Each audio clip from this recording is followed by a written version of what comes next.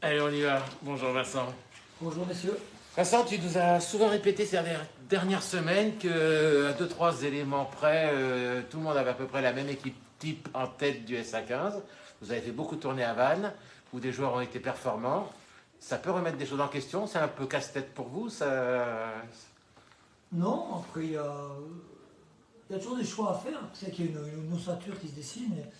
Et après, sur des petites blessures, sur des pics de forme ou pas, il y a quelques modifications. Donc le fait de jouer à Vannes, on savait que ça serait compliqué. On y a fait un match plutôt correct, même si on a vu qu'on n'était pas encore au niveau de ces équipes-là. Et il y a quelques joueurs qui ont fait des prestations. Il y a des prestations. Il y a XXL dans le contexte, un joueur comme Madvac qui n'a pas beaucoup joué, mais qui fait partie des équipes qui pourraient être dans notre équipe. Je pense qu'il y a la concurrence de Yacine Jamboni, mais Matt, il a fait 27 plaquages sur ce match-là, c'est énorme. C'est énorme. Il joue deuxième ligne, donc on a souffert un peu en mêlée, donc il a fait des efforts en mêlée. Donc voilà, il y a des joueurs qui, Matt, on a envie de le remettre sur le terrain, que ce soit le poste, le deuxième ligne, le troisième ligne. Et puis voilà, il y a Nico Martins aussi qui a fait une grosse prestation, qui a 28 plaquages sur 28. Voilà, donc il y a des joueurs qui se la donnent, c'est bien, ça veut dire qu'il y a Une grosse concurrence en troisième ligne. Voilà, il y a des émulations, il y a des joueurs qui ont beaucoup joué, Germain a beaucoup joué, bon, Cotier était au repos. Voilà, donc parmi ces joueurs-là, on sait qu'on peut mettre, puis on met la rotation, surtout devant, on n'hésite pas à coacher assez tôt, et même derrière, Mathis Lafont est rentré, a fait une bonne rentrée, il est joué, Iñaki Ayersa est passé au centre, dépassé du centre à l'aile, donc on peut tourner, Matt Lafont a fait aussi un très bon retour à la compète, donc c'est encourageant. Cette émulation, cette rotation, c'est ce qui explique aussi en partie les 2 bons derniers mois que vous avez fait. Oui, mais parce qu'elle existe en match, mais parce qu'elle existe aussi à l'entraînement. Elle fait de travailler correctement à l'entraînement, d'avoir du nombre à l'entraînement et de la qualité. Et ça augmente le niveau, puis ça augmente l'exigence aussi, et la nôtre et celle des joueurs. C'est facile, pardon, de devoir expliquer à certains joueurs cette semaine qu'on était bons, que malheureusement il n'y a pas de la place pour 30 sur la feuille. Les idées conçues clairement s'énoncent aisément. Si on sait pourquoi, voilà, si on nous donne du sens à ce qu'on fait, moi c'est ce que j'essaie de faire dans mon management, voilà, il y a toujours des choix, il y a des joueurs qui viennent, qui demandent, mais on essaie d'expliquer. Puis des fois, il y a les raisons objectives, des stats, des performances, puis des fois il y a des raisons subjectives par rapport à un adversaire, par rapport à un ressenti dans la semaine. Le tout, c'est d'être honnête avec soi-même pour l'être avec le joueur. En termes de conditions physiques et en termes de jeu, vous avez quand même maintenant des matchs aboutis, peu de blessés, parce qu'il y a des blessés, mais ce sont surtout sur des chocs. Ça veut dire que ça s'est bien mis en place, qu'il y a une bonne cohésion avec le service médical. Je ne sais pas si on dit service médical. Ouais, mais tout, la préparation physique, que ce soit avec Alex, avec Anthony et Malek sur le médical et nos docs. Bien sûr que, voilà, quand je dis qu'on travaille bien, je le répète à longueur, c'est pas pour justifier, pour me justifier, c'est que je pense que le staff est équilibré, que chacun connaît son rôle, qu'on n'empiète pas. Moi, je ne vais pas imposer à un joueur de jouer si le staff médical me dit que c'est prendre un risque avec le joueur. Voilà, on est toujours en discussion permanente. Chacun a ses prérogatives, ses compétences, son domaine de compétences. Bien sûr, c'est à moi de trancher qu'il y a des décisions où il y a un peu de frustration. Mais c'est aussi cet équilibre-là qui fait que voilà, on a très peu de lésions musculaires. Moi, je fais confiance à 100%. On a toujours envie de travailler plus qu'un entraîneur, de faire un petit exercice en plus, de faire un skill en plus, de faire une action de plus. Et moi, quand Alex me dit, Vincent, ça y est, les joueurs, on a des GPS, donc les joueurs ont atteint le quota qu'on s'était fixé aujourd'hui. Voilà, on fait confiance. Parce que la compétence, elle est là. Là, justement, on est à 3 journées de la fin. Il y a de la fatigue, de l'usure de la saison, où franchement, justement, les mecs sont à bloc pour le sprint. C'est trouver l'équilibre, il y a de l'enthousiasme. Ouais. Et nous, justement, c'est de freiner ça et de ne pas se dire, ils sont bien, on va en faire plus parce que c'est trop tard. Ouais. Je dis, on ne va pas faire des skis en plus maintenant parce qu'on n'aura pas le temps de rattraper le temps perdu. On ne va pas en rajouter. Hier, on a raccourci l'entraînement, on a enlevé parce que Alex était plutôt content de l'entraînement. Sur les données, on était au niveau des distances parcourues, des kilomètres, on avait atteint les objectifs qu'on s'était fixés. Et ça ne sert à rien d'en rajouter. Les joueurs, elle est longue cette saison. On a commencé en juin dernier avec une remontée, avec une saison dure. Le tout, c'est de trouver cet équilibre entre le travail et la récupération, ce qu'on appelle la préparation invisible, qui est la plus importante. La fraîcheur mentale. Alors c'est sûr qu'on a un président, il faudrait qu'on soit là tous les jours, le dimanche. Je sois concierge du stade ici, mais non, il faut savoir raison garder, travailler. Et puis pour l'instant, même si je trouve qu'on a été battu dans l'intensité à Vannes, parce que Vannes est une très bonne équipe, je pense que sur ce qu'on donne et sur les fins de match qu'on fait depuis quelques temps, on ne s'est pas beaucoup trompé au niveau de la gestion de notre prépa physique. Vous êtes, on est à 3 journées de la fin, 4 équipes en 4 points. Montauban 50, Carca 46, avec Rohan et vous au milieu. Tu disais avant la réception de Provence que 2 victoires pouvaient suffire éventuellement pour se maintenir. 2 journées plus tard, pour voir un peu à la hausse le curseur, tu penses? Ça devrait dépendre des autres. Ouais. Là, j'ai dit aux joueurs, on a une demi-finale et une finale. C'est-à-dire que c'est Biarritz, Mont-de-Marsan. C'est des gros matchs de phase finale. Si on fait ça, c'est on va dire à 90% on est maintenu, soit aux grandes surprises. Ouais. Si on bat Biarritz, et que, imaginons qu'on fasse un bon match contre Mont 2 et qu'on le perde avec le bonus, on sera aussi dans les clous. Moins évident. Je pense qu'avec 2 matchs, on va dire qu'on est à 90-95% assuré de se maintenir. Avec 1 ou 1,5, c'est-à-dire si on récupère un point de bonus en plus, on ne sera pas loin, mais ça sera terrible parce que ça va se chercher que se jouer justement à un point ou 2. Et dans l'ordre des choses, celui de Biarritz vendredi, il est déterminant. Ah, bien sûr. Si on ne fait pas celui-là, on connaît la qualité aussi de Mont-de-Marsan. La qualité de Biarritz aussi, je la connais. Et on a alerté les joueurs sur ça. Le seul truc, c'est leur situation. Et c'est là qu'ils sont encore plus dangereux, les Garons, parce qu'ils ont des joueurs de qualité, vraiment de qualité. Je pense qu'ils s'entendent très bien entre eux, qu'il y a un staff qui continue à bien bosser et que l'environnement ne les aide pas. Mais en même temps, ça peut aussi, après la gifle, contre Béziers, inattendu, ça peut aussi les booster. Donc on sait qu'est-ce que j'allais dire. Nous, on n'espère pas un petit Biarritz. On se prépare à jouer un gros Biarritz. Ça a tout du piège ce match. Une équipe qui est sortie de la course aux phases finales, qui reste sur 4 défaites, qui a pris une trempe à la maison. C'est un piège si on n'est pas attentif. Ouais. On va être attentif. On va aller depuis le début de la semaine, on va l'être jusqu'au bout. Le discours que tu tiens de dire c'est une finale, c'est toujours ces rendez-vous, ces obligations de résultats, ça fait un petit moment que on est en phase finale depuis le mois de septembre. C'est ce que je n'osais pas te le dire. Depuis le mois de mai d'année dernière. Ton discours, il est changeant par rapport à l'adversaire, changeant par rapport à la situation un petit peu. Ouais, après ce qu'on dit souvent, c'est garder, il faut être positif, garder l'optimisme. Bien sûr, on a eu des coups durs, on a eu des périodes de défaites à répétition. Tous les matchs sont importants. C'est vrai qu'on serait dans le ventre mou, on se dirait bon, on peut lâcher celui-là, on va tester des choses. Nous, on se dit que chaque point compte et on le sait. Mais ce qui est bien, c'est qu'on l'a dit, et à part à 1 ou 2 exceptions près, même si des fois on n'a pas pris les points, parce qu'on a perdu de 6 points, à chaque fois on était dans les clous. Sur les 3, même les gros 3 quarts du championnat, on était dans les clous à chaque fois. Donc ça veut dire que le message il est passé. Il y a eu peu de coups de gueule, je pense, après Gauthier vous le confirmera, mais on a eu des coups de blues. Ça a été dur, et individuellement et collectivement, mais personne n'a jamais lâché, et il n'y a pas eu, il n'y a jamais eu de scission dans le vestiaire, il n'y en a pas eu entre nous, donc on a été vaillant dans le bon sens du terme, on a été, c'est le mot de résilient, mais c'est vrai qu'on l'a été, et puis il faut l'être, dans ce championnat, quand on est une petite équipe, je le répète, mais à cette époque l'an dernier, Bourg et Narbonne, ils savaient qu'ils descendaient. Nous, on est encore dans la course. Donc déjà, j'entends parler autour de moi d'échecs. On n'est pas en échec cette saison. On aurait pu faire mieux. Vous n'êtes pas relégable. On aurait pu faire pire. Et si on se maintient, ça ne sera pas normal. Si on se maintient, ça sera un exploit. Je préfère le préciser. Tu es bien placé pour avoir des nouvelles de Biarritz. C'est quoi les échos de Radio Tarnos ces derniers jours? J'étais à la fois au jambon, à la fête du jambon à Montréal, et j'ai pas vu beaucoup de Biarritz. Ça m'aurait rassuré de le voir un peu dans les comptoirs. J'en ai pas croisé. Donc c'est-à-dire qu'il prépare. Non, j'ai pas d'écho. Je le répète, j'ai beaucoup de respect pour cette équipe. Voilà, il y a un président particulier. J'ai été entraîneur de Mathieu Clarkin, que je respecte beaucoup. Il y a des joueurs encore que je connais bien là-bas. Voilà, c'est ce qu'on a dit avec les joueurs depuis 2 jours. On sait, mais ils sont dans un flou permanent quand même. Oui, mais on ne sait pas, même eux ne savent pas. Il y a des repreneurs, mais voilà, mon radio, j'écoute pas trop Radio Bayonne, entre guillemets, tout ce qui peut se dire. Voilà, cette équipe, elle a de la qualité et elle est encore qualifiable. Et nous. Ils ont 11 points de retard. Oui, mais il reste 3 matchs. Ouais. Donc mathématiquement, elle est encore dans les clous.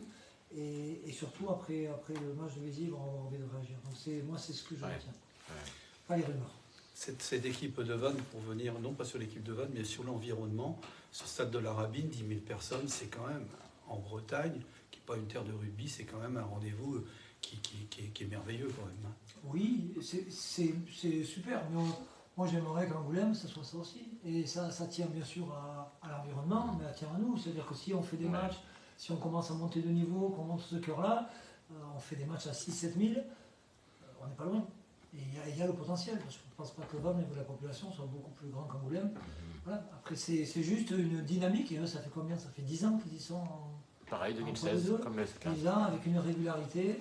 Et ici, après, voilà, ils ont le même manager depuis 10 ans, 12 ans, 15 ans même, je crois qu'il était là.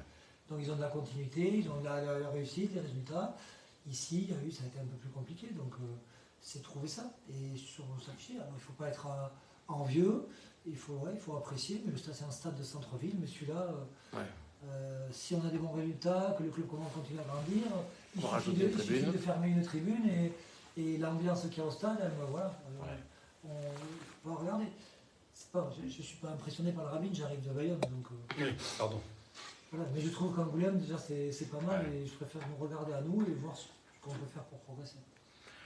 Des nouvelles des joueurs, Vincent, Mathieu Hugal de Manus-Obus, qu'on n'a pas vu depuis 2 matchs, ils en sont où? Mais lundi, je vais aller vous dire, ils étaient très bien et aujourd'hui, ils sont moins bien. Donc, parce qu'on pensait qu'on avait envie, moi j'avais envie qu'ils reviennent vraiment dans le groupe. Et là, les nouvelles d'aujourd'hui, c'est pas rassurant, c'est rien de définitif, mais il n'y a rien de rassurant.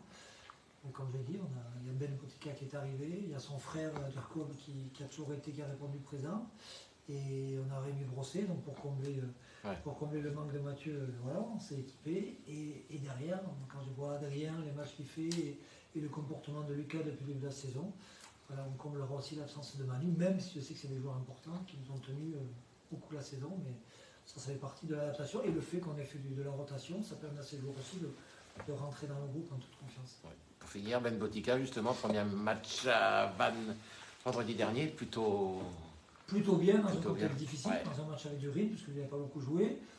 Je lui ai juste dit qu'il y a 2-3 ballons qu'il aurait pu lâcher, mais il le sait aussi, il a voulu prouver. Donc, mais c'est sa qualité, c'est un joueur qui attaque la ligne, qui pèse sur les défenses.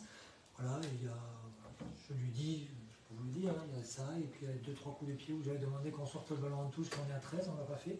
C'est des détails, mais pour un joueur de son niveau, il doit l'accepter, et il l'a compris très vite.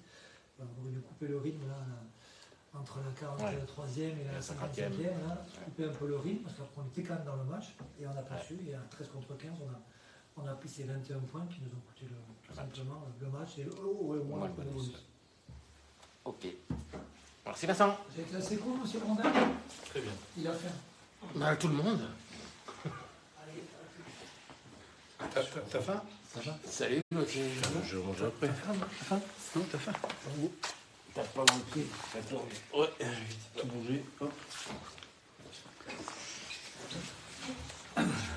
Bon, Gauthier, magnifique coupe de cheveux.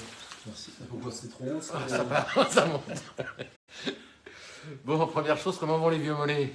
Les mollets vont bien, ça va. Ouais. Ça va, ça tient, on s'accroche. Repos le week-end dernier à Vannes. On sait que les joueurs n'aiment pas trop sortir du groupe. Et j'ai regardé, tu avais joué 10 des 12 matchs de la phase retour, souvent 80 minutes. C'était nécessaire de couper? Oui, bien sûr. Puis comme tu l'as souligné, je suis plus de première jeunesse non plus. J'ai pas Donc, dit ça. Non, d'un point de vue personnel, ça ne fait pas de mal. Et puis après, il y a énormément de qualité derrière. Il y a Nico Martins qui fait des super rentrées, des super matchs à chaque fois qu'il joue. Il y a Hubert Texier qui est en délicatesse avec ses genoux, mais là qui a pu reprendre, qui a fait un très très gros match dans le combat. Voilà, c'est bien qu'il y ait de l'émulation, que ça tourne. Il y a Germain et également qui avait beaucoup joué dernièrement, qui a quand même enchaîné à Vannes. Voilà, en troisième ligne, je pense qu'on est fourni cette année. Et c'est une très bonne chose que ça tourne un peu. Justement, je voulais t'en parler. La semaine passée, on en parlait avec Hubert, on évoquait cette concurrence bénéfique au poste, et lui soulignait qu'il y avait quand même beaucoup de profils de joueurs différents. Toi, le regard que tu as, si je te demande un mot pour caractériser chacun de tes coéquipiers, quelques mots sur leur profil. Hubert, justement, c'est quoi? Hubert, il a un profil, on va dire, un peu similaire au mien. Enfin, on va tous les deux être plutôt des terriens, plutôt plaqueurs-gratteurs, même si on a la capacité, je pense, à sauter aussi en touche. Après, par contre, il est beaucoup plus tonique et explosif que moi, donc c'est sa grosse qualité. Germain. Après, Germain va être plus dans le profil de Nicolas Martins. Tous les deux, c'est des joueurs plus élancés, comme des profils, ils plaquent aussi beaucoup, ils ont beaucoup d'abattage sur ce point-là, mais après ils vont être moins habiles à les gratter dans les rucks. Par contre, ils vont pouvoir faire des différences sur les extérieurs parce qu'ils vont, c'est les deux avants les plus rapides de l'équipe, je pense, avec Reinbach. C'est ceux qui passent les 30 km/h régulièrement. Et ils sont à droit en l'air. Et ils sont à droit en l'air, Ouais. bien sûr. Ouais. Yacine Jarmouni, c'est complètement différent. Ah, Yacine, c'est complètement différent, mais c'est des profils plus similaires avec Matt Vaille, où voilà, Ouais. ils vont être casseurs de ligne, arriver à marquer l'adversaire, et arriver à faire jouer derrière eux, pouvoir faire des offloads. Ouais. Non, on est assez complémentaires, c'est bien. Robin Copeland, c'est un peu un mixte ou... Robin, c'est le joueur le plus beau à avoir joué. Non, mais c'est vrai, Robin, c'est le joueur, c'est un prototype, il a un peu toutes les qualités. Voilà, là en ce moment, il est un peu en délicatesse. Il a été pas mal blessé dernièrement, mais à chaque fois qu'il revient, il nous fait quand même du bien. Et il amène aussi de la sérénité de par son expérience. Et pour finir, Gauthier Giboin dans tout ça? Écoutez, moi je suis là, j'essaie de m'accrocher. Non, voilà, j'ai un rôle, oui, on va dire, entre guillemets, de plaqueur-gratteur. Et de capitaine important. Oui, voilà j'essaie d'être là dans le leadership. Ouais. On a l'impression que les matchs passent encore des années et tu prends plaisir, tu as toujours la banane, le sourire. C'est cette ambiance, cette année du groupe qui a l'air une ambiance saine, une ambiance de franche camaraderie qui te fait que tu viens avec plaisir et que tu viens au stade vraiment pour vivre les derniers instants de ta carrière. Dans le cas bien sûr. Non, mais c'est sûr, je suis près de la fin que du début. Mais non, c'est vrai que cette année, je me régale déjà parce que le groupe est génial. Il y a vraiment un bon groupe. Comme Vincent l'a dit tout à l'heure, il y a eu des périodes dans la saison. On a perdu 7 matchs d'affilée. Ça a été très compliqué. Et je l'ai connu. Il y a beaucoup de groupes où ça se serait scindé. Tout le monde se serait tiré dessus sur les uns les autres. Ça se serait scindé avant 3 quarts. Et là, ça n'a jamais été le cas. Tout le monde est resté ensemble, à essayer de faire front commun, attendre un peu que ça passe et continuer à travailler. Et c'est aussi pour ça qu'aujourd'hui, on est encore dans les clous et qu'on a réussi à revenir. Donc c'est sûr que malgré les années passent, que je suis proche de la fin maintenant, mais c'est vrai que j'ai pas envie de quitter ce groupe parce que je suis bien avec eux, je suis content de venir le matin m'entraîner avec eux et on prend du plaisir. T'as pas trop de prépa physique en plus? Ça va. Ouais. Ça n'a pas toujours été le cas. Non, des saisons perturbées. C'est vrai que mes mollets me laissent tranquille en ce moment, donc je savoure. Van, il y avait une préparation particulière par rapport au ballon porté, on le savait, le talonneur avait 8 essais au compteur, ce qui est beaucoup pour un talonneur. Là, Biarritz, c'est une autre préparation, vous avez préparé le match différemment, ils n'ont pas les mêmes forces par rapport à leur style de jeu. Vous aviez pris les ballons portés, pardon, à l'aller, oui, on avait pris. Alors, c'est une équipe qui est un peu. Ouais, parce qu'on avait réussi, je crois que c'est le seul match où on a réussi à leur mettre. On a 2 essais sur ballon porté, mais je crois qu'on en avait encaissé pareil 2 ou 3. Ouais. Là, ce qui a beaucoup changé, on va dire, depuis début janvier, c'est que maintenant on saute beaucoup plus en touche. Je crois que sur la phase retour, on a le meilleur contre du championnat, donc on prend beaucoup moins de ballons portés. Donc ça, c'est sûr, ça a été aussi important dans la saison et ça nous aide bien. Après, pour la préparation des matchs, Vannes, c'est une équipe très huilée qui joue très très bien au rugby. Les joueurs ont fait un bon match. Vraiment, ils s'y sont vraiment envoyés, mais là, il y a une très très bonne équipe en face qui a très très bien joué. Biarritz, c'est un profil différent, ils ont des grosses qualités individuelles, ils jouent très bien les contre-attaques, les turnovers. C'est pas le même profil d'équipe, c'est un jeu peut-être un peu moins huilé, mais ils ont la capacité aussi à beaucoup tenir le ballon. C'est eux qui tiennent le plus le ballon du championnat, donc c'est pas le même système de jeu, ils sont pas répartis pareil, mais c'est une équipe tout aussi dangereuse et on le martèle depuis le début de la semaine, tous les garçons en sont conscients, ils ont perdu chez eux, ils ont pris 40 points, c'est sûr et certain qu'ils vont vouloir avoir une réaction d'orgueil. Chez nous, quand on voit les joueurs qu'il y a, il n'y a que des joueurs de qualité. Il faut qu'on prépare très très bien ce match. S'il y en a un ou deux qui pensent que ça va être facile, on se trompe lourdement. Ouais, surtout que l'enjeu il est crucial, celui-là. Bien sûr, il termine toute la suite. On parle de phase finale depuis un moment. C'est massif. C'est pire que des phases finales, parce que des phases finales, tu te trouves en phase finale. Un mois après, tu fais le deuil de ça, tu te dis que tu as fait une belle saison et puis tu essaies de repartir l'année d'après. Ouais. Nous, si on se trouve là, l'année prochaine, on est à Albi, à Blagnac et donc il y a un gros enjeu, tout le monde en est conscient et il ne faut pas que ça nous mette une chape de plomb au pied, il faut que ça nous oblige à bien nous concentrer et à essayer de jouer libéré. Vous attendez beaucoup du public, j'imagine, quoi. Sur des matchs comme ça, on est très satisfait parce que la période où on a pas mal perdu en décembre, le stade les gens continuent à venir, à nous encourager, à nous soutenir. Et là, c'est vrai que ça fait 4-5 matchs où à domicile, on arrive à gagner. Alors, c'est des scénarios à chaque fois affreux parce qu'on n'arrive jamais à avoir de la sérénité et à se détacher un peu au score. Mais ils sont là, ils nous poussent et ils nous aident beaucoup aussi à revenir en fin de match. Ils seront importants en vendredi. Ils seront très importants vendredi, on compte sur eux. Merci Gauthier. Merci beaucoup. À table comme